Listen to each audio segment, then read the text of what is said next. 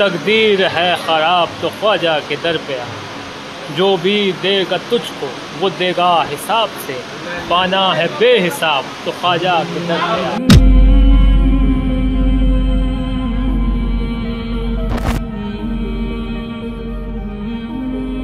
جو بے روزگار ہیں ان کو روزگار عطا فرمائیے، مولا غریب نواز، مولا غیب سے مدد فرمائیے، حضور آپ دلوں کے حال بہتر جانتے ہیں مولا۔ ہم نہ فرشتے کو پکار سکتے ہیں اور نہ کسی ولی اللہ کو پکار سکتے ہیں، پکارو اللہ کو۔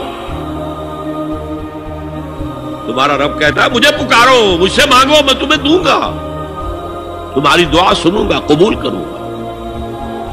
اور جو بربنائے تکبر مجھ سے نہیں مانگتے وہ جہنم میں داخل ہوں گے، ذلیل و خوار ہوں گے۔ لیکن غیبی طور پر کسی کے بارے میں یہ عقیدہ رکھ کر کہ وہ میری مشکل کشائی کر سکتا ہے، حاجت روائی کر سکتا ہے، میری مدد کر سکتا ہے، یہ شرک ہے، اور اس کے شرک ہونے میں کوئی شک نہیں۔ ان المساجد للہ فلا تدعوا مع اللہ احد۔ اب دیکھیے ہمارے یہ فرشتے یہاں بیٹھے ہیں نا، ہم کہہ سکتے ہیں ذرا بھائی میرا یہ کام کر دینا؟ نہیں کہہ سکتے۔ جبرائیل کو پکار سکتے ہیں، اے جبرائیل ذرا میرا یہ کام کر دینا؟ نہیں، وہ عالم غیب کی شے ہے۔ کسی ولی اللہ کی روح کو پکار کر کہنا کہ میری یہ مشکل دور کر دے، نہیں۔ اللہ سے کہیں، اللہ کو پکارے، اللہ جس کے ذریعے سے چاہے آپ کی ضرورت پوری کر دے۔ بھلا کون خلقت کو پہلی بار پیدا کرتا پھر اس کو دوبارہ پیدا کرے گا؟ اور کون تم کو آسمان اور زمین سے رزق دیتا ہے؟ یہ سب کچھ اللہ کرتا ہے، تو کیا اللہ کے ساتھ کوئی اور معبود بھی ہے؟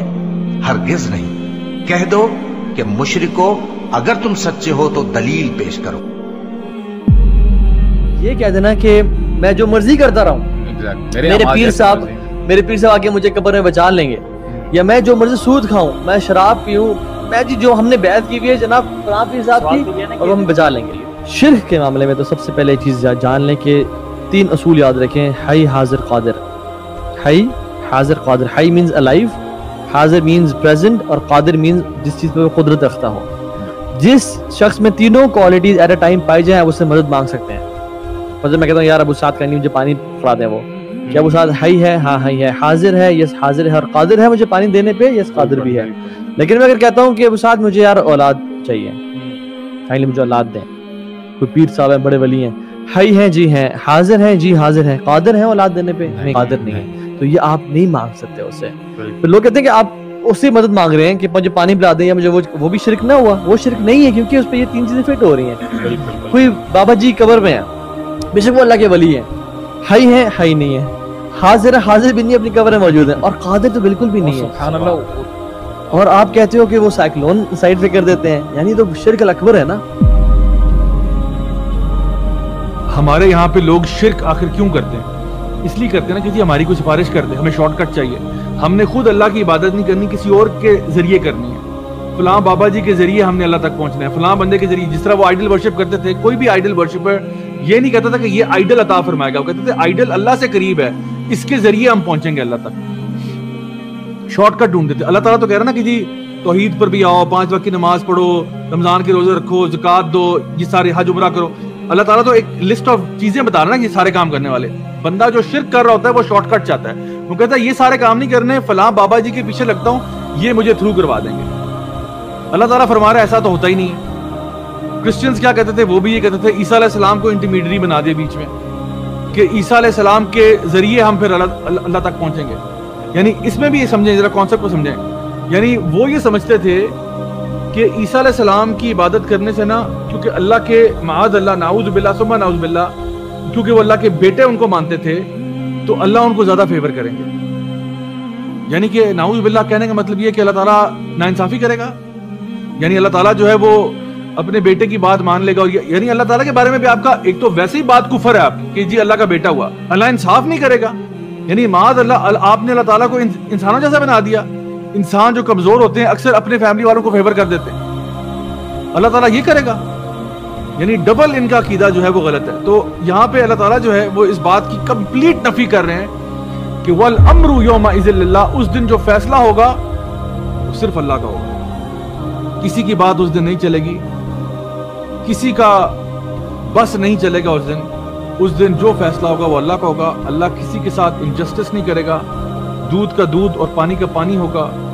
جو لوگ فَمَن يَعْمَلْ مِثْقَالَ ذَرَّةٍ خَيْرٍ يَرَهُ وَمَن يَعْمَلْ مِثْقَالَ ذَرَّةٍ شَرٍّ يَرَهُ، جو آپ نے ذرہ برابر خیر کیا ہوگا وہ بھی اس دن سامنے آ جائے گا، جو ذرہ برابر شر کا کیا ہوگا وہ بھی سامنے آ جائے گا. کسی کی نہ کوئی سفارش ہے نہ کچھ ہے. اللہ تعالیٰ فرماتے ہیں کوئی کسی کو فائدہ نہیں پہنچا سکتا. ہر بندہ نفسی نفسی کر رہا ہوگا، ہر بندے کو اپنی فکر پڑی ہوگی، ہر بندے کو اپنی ٹینشن ہوگی. اور جو فیصلہ ہوگا وہ صرف اللہ تعالیٰ کی ذات کا ہوگا. سوار دو میرے خواجہ، مجھ کو نواز دو میرے خواجہ، مجھ کو نواز دو.